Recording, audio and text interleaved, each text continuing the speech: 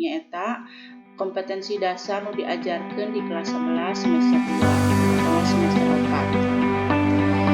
4. Biografi Ramadan KH.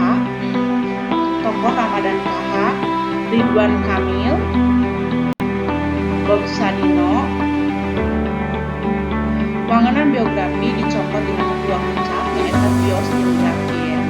Bios artina hirup, grafien artina tulisan. Jadi lamun dihijikeun jadi biografi tulisan ngeunaan pola kahirupan atau lalampahan kahirupan hidup jalma begitu.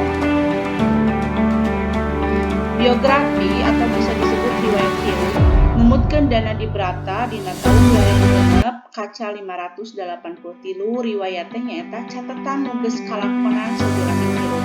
Disagedengeun eta nu disebut biografi nurutkeun Taufik anu dicutat dina Rahayu 2011 kaca 27 nyaeta tulisan atawa lalakon kahirupan pribadi hiji jalma kalawan nyaritakeun fakta-fakta ngeunaan pengalaman jeung kagiatan sadurungna. Oge ngurung usaha ngagambarkeun kasikatanana, kapribadianana jeung lingkunganana. Fungsi urang kudu diwanoh kana biografi hiji tokoh atau hiji jalma nyaeta hiji selaku sumber sajarah, catatan sajarah. Nu kadua sumber informasi bisa dijadikeun tatapakan informasi. Nu katilu sumber inspirasi khususna keur generasi ngora pikeun ngalakonan zaman dina mangsa anu geus hadepan. Nu katilu sumber kontemplasi atau perbandingan. Nu kalima nyaeta kritik sejarah atau protes sosial dina hiji bidang tatanan politik hiji nagara.